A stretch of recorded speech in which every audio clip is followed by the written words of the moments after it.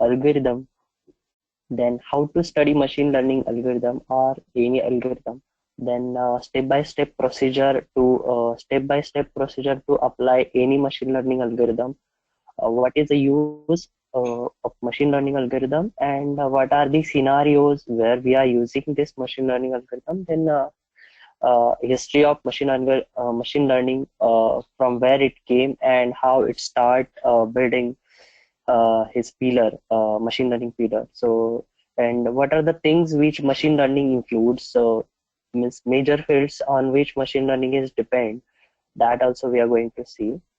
So, just starting with this is the roadmap of today's presentation, and we are going to see first history of machine learning, then what is the machine learning exactly with the definition, then some terminologies which are related to ML and AI. AI is artificial intelligence. Then machine learning algorithm. There are different types of machine learning algorithms, which we have divided with learning style, then similarity wise.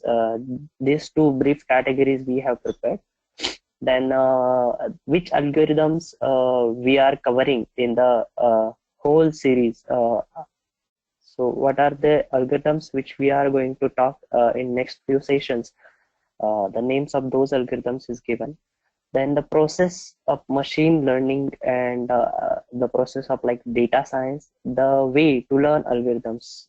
Suppose we have any algorithm and we start learning that algorithm with the help of some data set. Then what are the things we should know?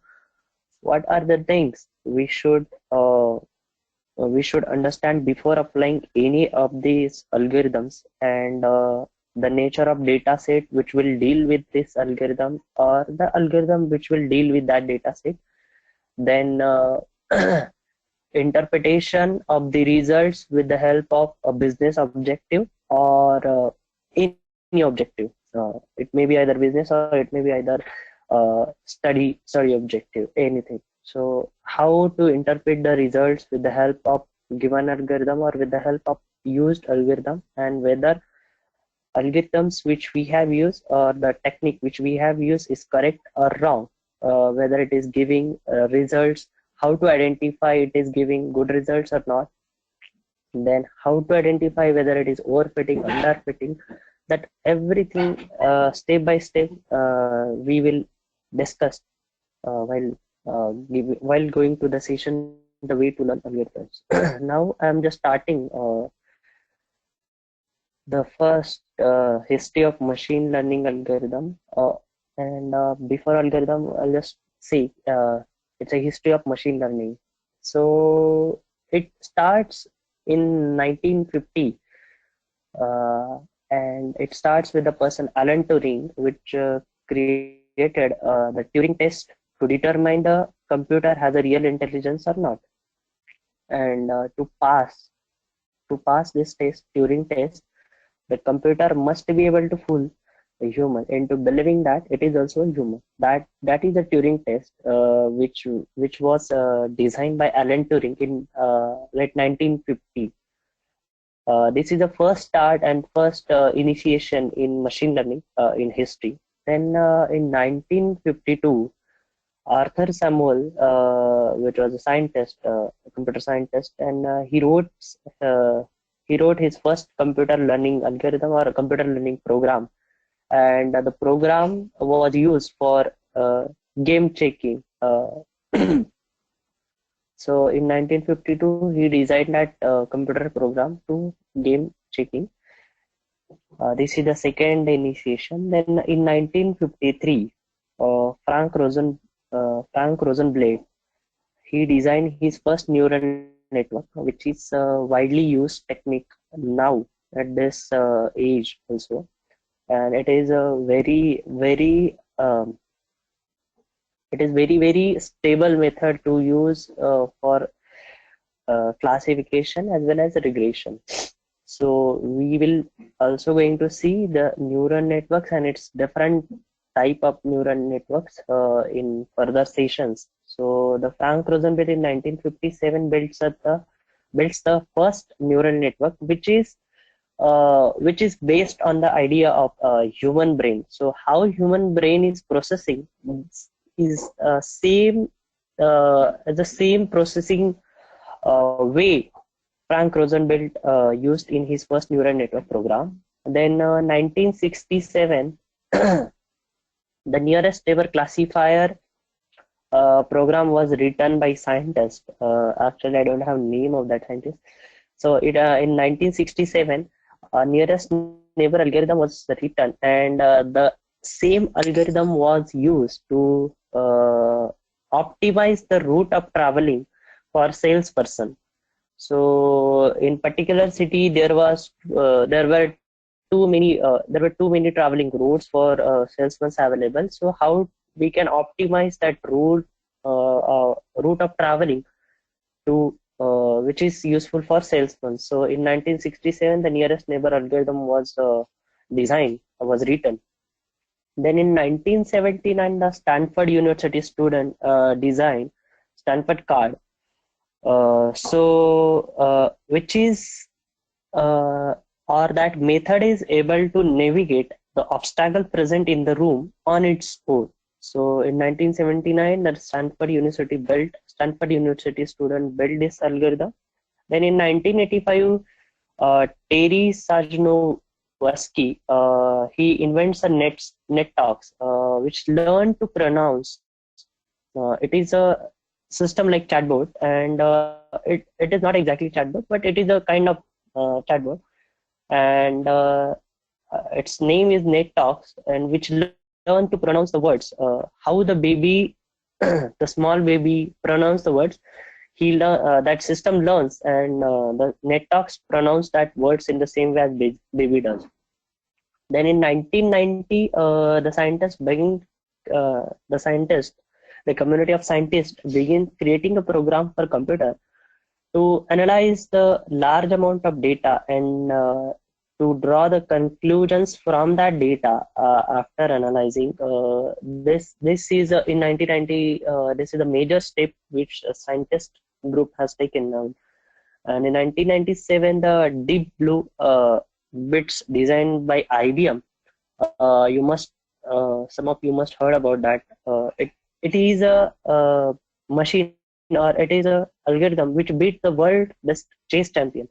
So IBM has designed this in 1997. Then in 2006, Geoffrey Hinton, he is a scientist, and he designed the term deep learning, which is also the part of the next few sessions. So he designed that, he coined the term deep learning, and he explained with that algorithm how the algorithm is able to distinguish the object and text in images and in videos.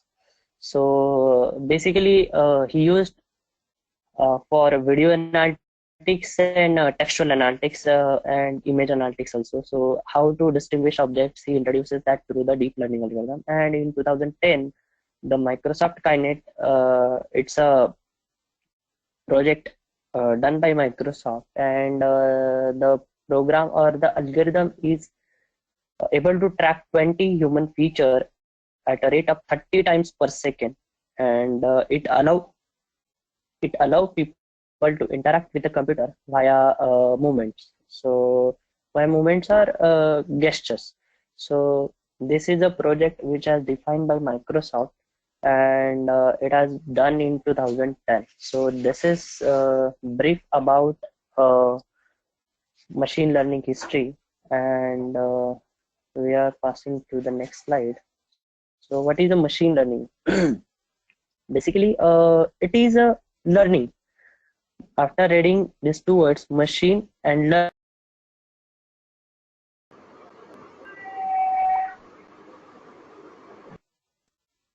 So after reading these two words, the thing or the thought comes in our mind that it is about learning, and what it is about more.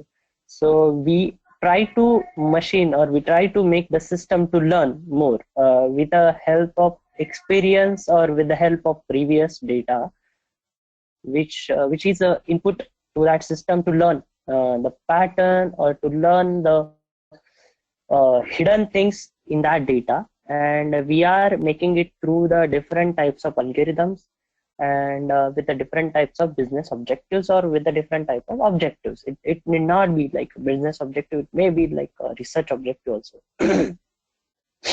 So machine learning, by definition, it is to programming the computers to optimize the performance criterion using example data or past experience. So with the help of past experience means with the help of previous data, the system makes itself learn, and it tries to find a hidden pattern, hidden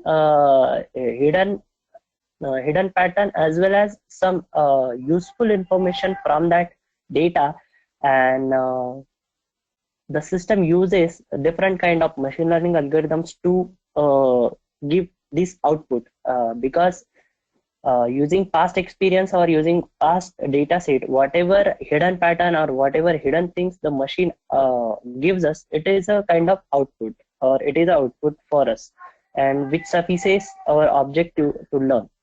Now, machine learning, what exactly, from where it exactly come, and what machine learning includes, is on what pillars it built. So machine learning is built with the two basic things. One is a computer science and another one is a computational statistics. So why we need a computer science and why we need a computational statistics? Because these two functional areas have two different working in machine learning, and that's why we needed both the things. What computer science exactly does for us while dealing with machine learning. So we use computer and programming languages. There are different programming languages which scientist has developed, and we are using those computer languages, those programming languages to work with the data, and to able to make the system to learn. So with the help of these computer programming languages, our system learns. Then why we need a computational statistic? The machine learning is basically kind of data practicing and drawing the conclusions, finding the patterns, and from the data. So why computational statistics we need? Because inference is a main branch of computational statistic, and the core task of ML is also the same, to draw the conclusions, to draw the inference from the data set which we are studying, and which is done by computational statistic only. So these are the two main pillars on which the machine learning is built. So just passing to the next slide. Now these are the some terminologies which are related to machine learning and artificial intelligence. So what is artificial intelligence? Artificial intelligence is the main branch. It is a superset of machine learning, we can say, and machine learning is a subset of artificial intelligence. So these three terms, I guess, algorithms, some of you must be knowing what is algorithm. So what is a data mining? Data mining, it is the process of discovering the useful information from the large data set repositories. So basically, what is the data mining? We are finding the hidden patterns which data contain, which large data set contain. So the process is data mining, and we are finding the hidden pattern using data mining techniques. Then predictive analytics. Many often individual heard the predictive analytics, predictive modeler, but what is exactly it is? So it is a process of extracting information from large data set in order to make the predictions. So predictive analytics is about the making predictions and estimate about the future outcomes. So suppose we have a responses like 1 and 0. So the future predictions with the future data based on the past history and past responses, we are estimating and making the predictions of those future responses is kind of predictive analytics or predictive modeling.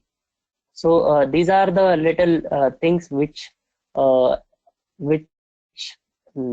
predictive analytics contains. Then passing to the next slide. Okay.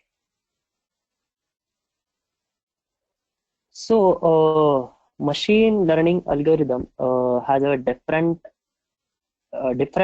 types with a base of learning style. So how we are going to learn any of the algorithm with its learning style, that is these major types has some feature, and we differentiate or we bifurcate all these algorithms into these three categories. One is supervised learning, other one is unsupervised learning, and the third one is a semi-supervised learning.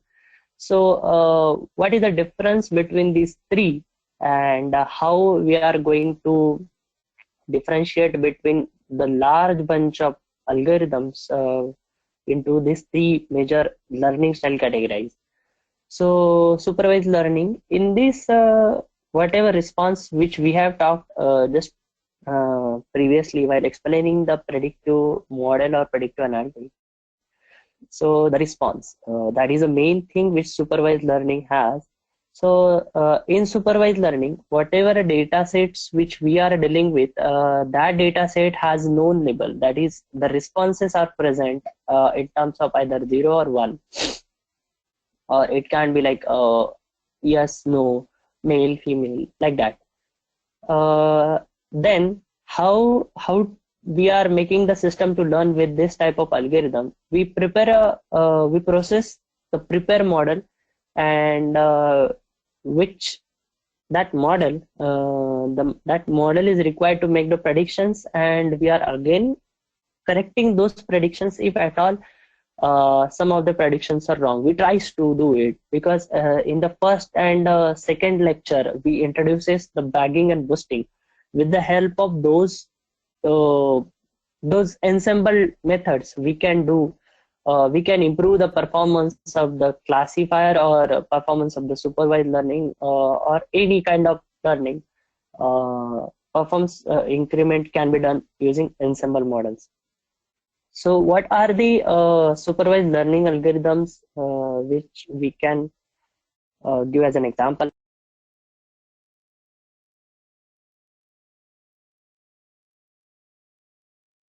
Logistic regression and backpropagation innate.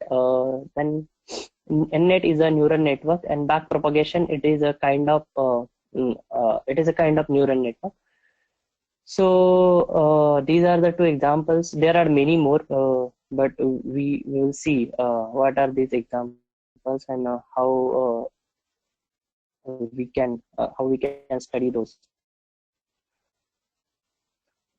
Now, unsupervised learning, the data, unsupervised learning contains the data set which is not labeled, or which does not contain any kind of responses. So response which is like yes, no, then male, female, then 1 1 0, or any of the response which is like a binary, or which is which contains the more than two kind of responses, like 1 2 3.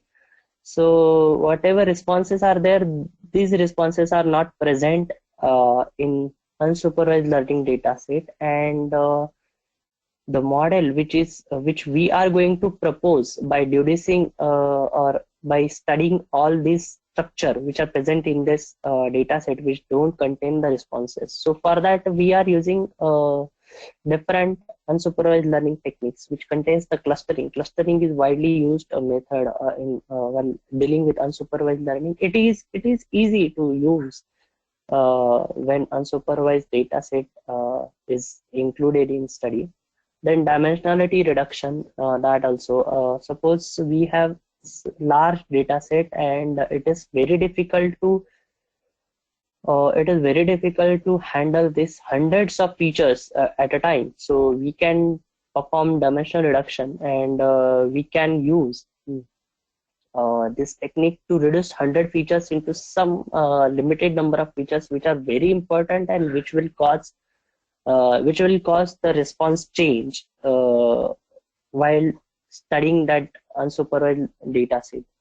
And association rule mining, it is a kind of like market basket analysis. When you've heard about this, it is association rule mining. We are learning the pattern. We are learning the behavior of the observations or behavior of the consumer with the help of observations or with the help of things that customer or that ID has done. So for the example, if we want to give example, we can give like a market basket analysis. And suppose the customer is shopping in the shop, and he bought like milk, then he bought tea powder, then he bought sugar. So it is the guess initially. If the customer bought milk, then he'll surely buy like a bread packet or tea powder. If he bought the tea powder, then the next guess that the customer has not bought the sugar, but it is the possibility of buying sugar is more than any of the product, or the possibility of buying bread or biscuits is more than any other product. So this is how we are learning through building the different rules with this association rule mining. Now passing to the semi-supervised learning.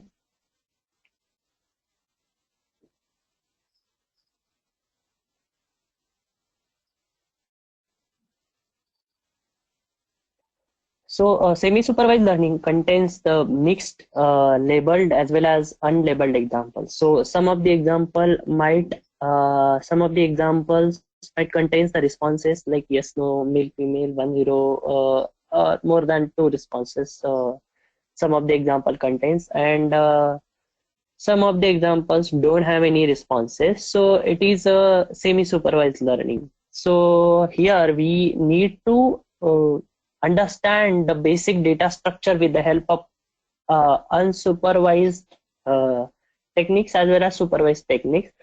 So both labeled as well as unlabeled data sets we have to study for studying these semi-supervised data sets. So it is a kind of challenging thing which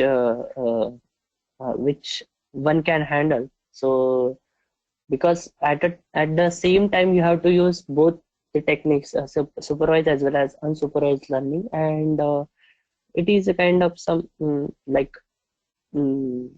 difficult task to learn, to make the system learn in semi-supervised. So these are the learning style of the machine learning, and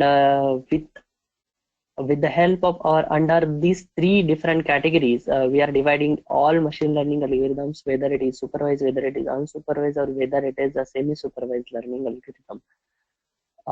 Now, before that, I just want to tell you one thing.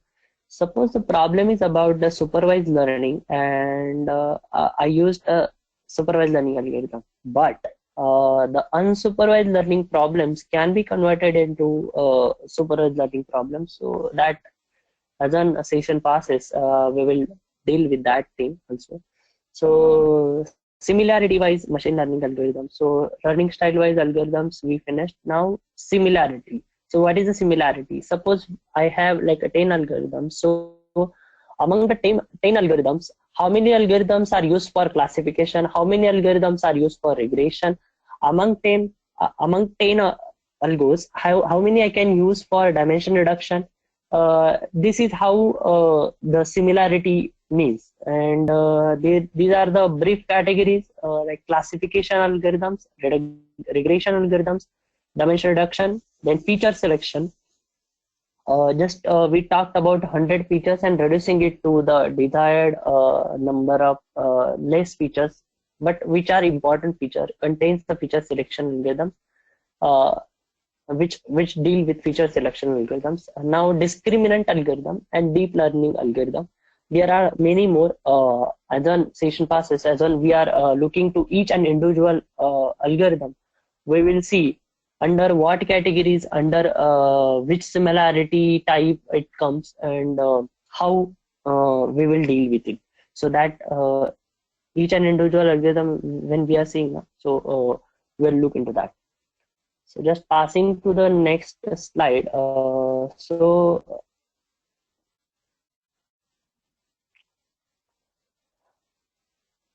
There are different algorithms which we are going to learn in this series, and these are the some are there in the next slide, on the next slide also.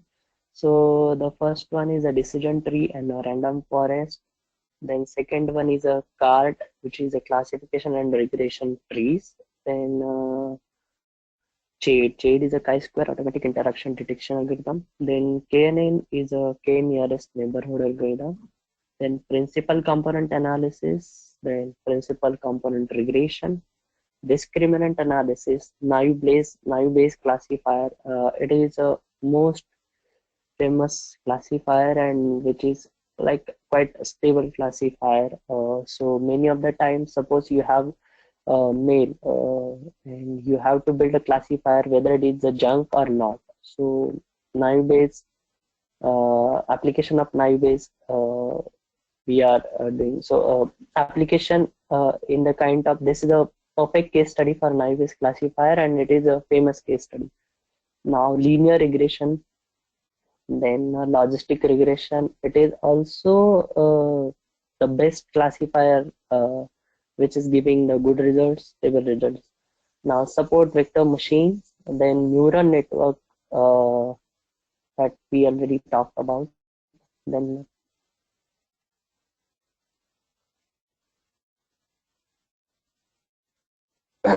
expectation maximization, then association rule. Just now we discussed about like market basket. Then SVD, it is a singular value decomposition. Many of you heard about recommendation systems. So in a recommendation system, the singular value decomposition, or SVD, is widely used. Then introduction to text mining algorithms. So what is exactly text mining? The text mining means we suppose we have like a textual data, some complaints, then some comments. If you people visit the Amazon website, then there are some reviews some customers has given, and those reviews are present in the number, that is rating format, as well as in the textual format. So that textual data is used to learn the pattern, and the textual data is used to with the same reference I am talking about, Amazon only. So that text data is able to give us the information about that product, and uh, the rating also helpful. But what is exactly text mining? I guess you understood that one. So with the help of those reviews, we will mine those reviews, mine those texts, and take out some important things from that text and some inferences from that text. So which is also used in like sentiment analysis, which is a next part of text mining algorithm. So sentiment analysis also we are using the same thing, text mining algorithms, and deep learning algorithm, which is a 2006 the scientists have designed. So this also we are going to see for image recognition, and voice analytics, video analytics. These three major areas deal with a deep learning algorithm, and these are the deep learning uh, case studies. So these many algorithms which we are going to see in the current series of machine learning. Then, okay, so how the machine learning process is going. So this is a brief chart of starting from the raw data, starting from the input, and it ends to the output. Uh, Machine learning, how it works. So, okay, so in the initial stage, we have to provide the raw data set to the machine, that is the system. It Then at the second stage, data pre-processing. So what is it? Pre-process means what? Uh, Not always it is possible to have the clean data, or it is basically it is not just task to have a data and to apply the model. So before that, there are some prerequisite we need to perform on our data set. There are some summary statistic. There are some like a feature engineering type of things we have to build, dimension reduction type of things which we have to work on our data set. So exactly what it means. So in regression, uh, it is rigorously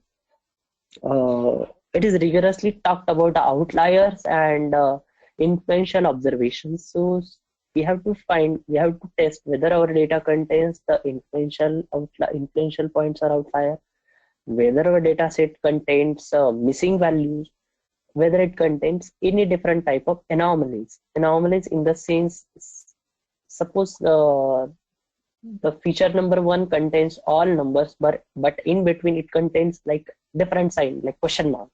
So we have to remove that anomalies. We have to replace this as like missing value.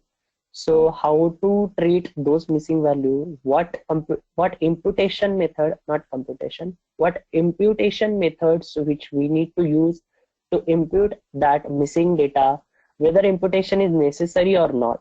Those are the things which we require to done in the data pre-processing. It is a kind of data massaging also.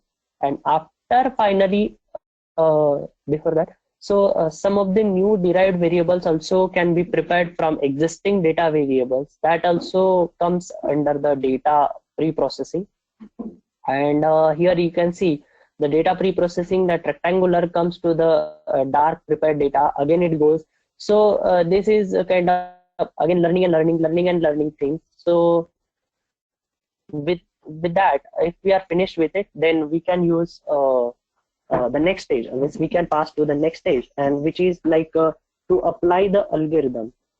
Now, before applying that algorithm, we have to make understand ourselves that whether I'm going to use it for response, I'm going to use it for like some index measurement, means to predict some index measurement. It's not exactly response, but it is a kind of number. So we have to take care of all these things, and then only we can choose the algorithm, and then only we have to apply that algorithm. Suppose what exactly I mean. Suppose my data contains just to predict the response, whether the customer, whether the bank will sanction the credit card for the customer or not. So it is a response learning, and it is 1-0 type of learning. Now, on the other hand, if I want to make prediction of the house prices after 10 years or after like 5 years, so this is in numbers. So this all responses, or these all responses are come in the number format. So these are not binary. So these are like numeric responses. So for that also we need to take care whether it is a classifier or whether it is a predictive model. So that three different categories, and similarity wise algorithm we need to understand basically, and then only we can pass this or apply algorithm test. Now the candidate model, here you can try different models, because it is always the scenario that one model which is giving the good performance with the current data set, which will not helpful for the different data sets. So it usually happens. That's why we have to test more than one algorithm, and we have to classify with the help of all these algorithms which are under study, and we have to choose the best one with the help of performance giving performance matrix given by the specific algorithm. Now, after finalizing and after studying all these performance measure, that may include like cross validation, that may include like PSI, CSI in case of logistics. Then that may includes like cross validation table, contingency table, then accuracy, then error measurement, then specificity, sensitivity. These are the different names comes under the performance measure. And after that, we finalize the model.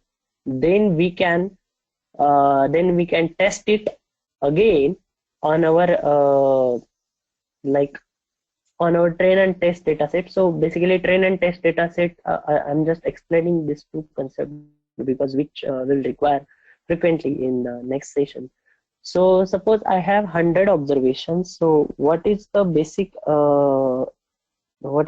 procedure which we are performing is we are dividing that data into like a 60 and 40 or 70 and 30. So and we are preparing the model, or we are making the system to learn on 60 instances, and we want to predict the system to predict remaining 40 observations. That is a kind of test data set. So 60 is my train and 40 is my test data set.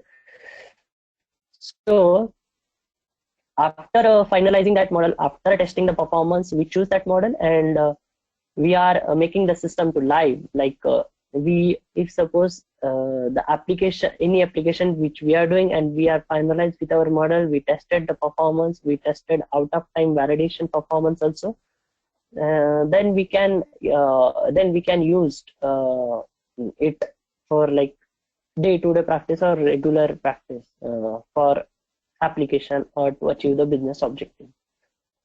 So this is how the machine learning process works, and this is how the machine learning works. Any algorithm selection, then data massaging, pre-processing, and then finalizing model, then application of this model using any API or anything. Like in R, we have suppose we built a decision tree model, then we can make the application using Shiny application also, that many of us heard about it. So that is the latter part. So we are just caring about chosen model. So we are just caring about the finalizing model. So that's it. This is the process. I'm just going to the next slide. Okay. So the way to learn algorithm. We have enlisted like a 20 to 22 algorithms which we are discussing in the next section. So before that, our study will restrict on this 10 different ways, or 10 different outlines to deal with any of these algorithms. So first is variable type.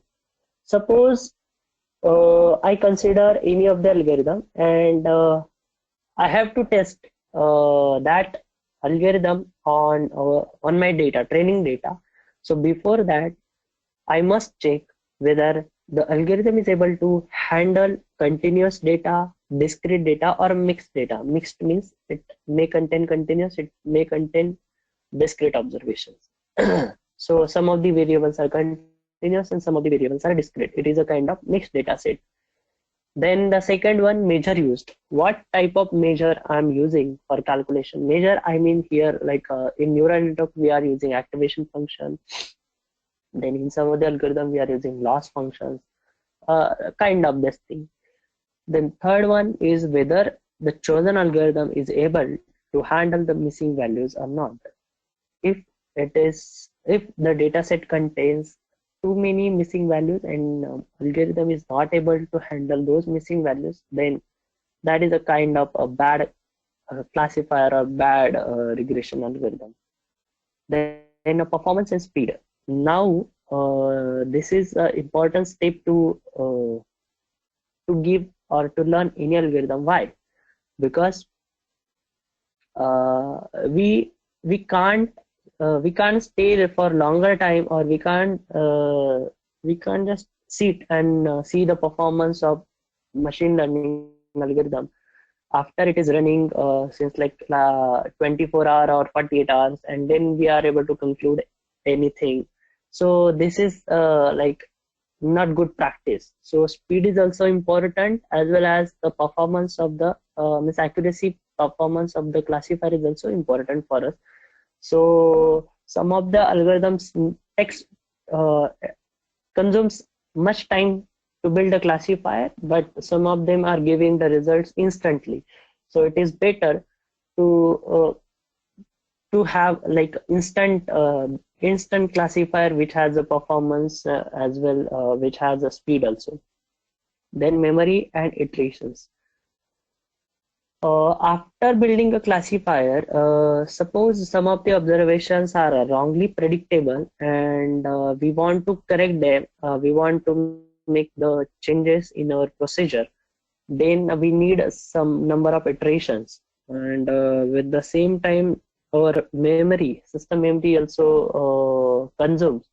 So we have to check. We have to test it with any of the technique. It should contain less memory as much as possible. Actually, it is depend on data set also, so we can't concretely comment on it. But number of iterations which are required. The suppose any of the technique is giving results in a less number of iterations with the good performance and with the good speed, then we will prefer that one rather. Here we can compromise with some of the measures like a specificity and sensitivity.